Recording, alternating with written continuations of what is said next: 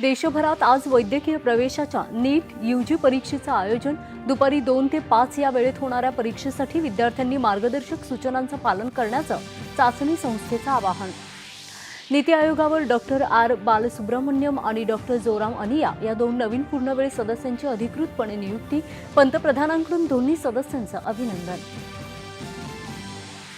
भारतीय रिझर्व्ह बँकेचे नवीन deputy governor म्हणून रोहित जैन यांची नियुक्ती.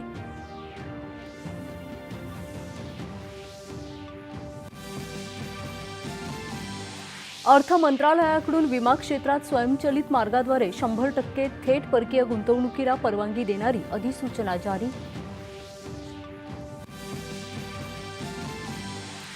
पुण्यातल्या नसरापूर बालिका अत्याचार आणि हत्या प्रकरणाची राष्ट्रीय महिला आयोगाकडून स्वतःहून दखल.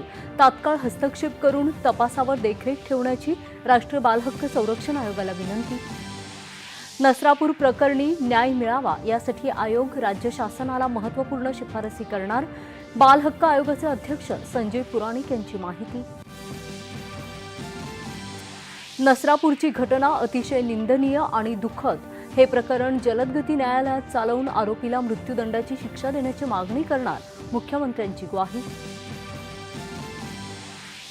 माहिती आणि प्रसारण मंत्रालयाकडून प्रख्यात गीतकार, लेखक आणि संवाद तज्ज्ञ प्रसून जोशी यांची प्रसार भारतीच्या अध्यक्षपदी नियुक्ती.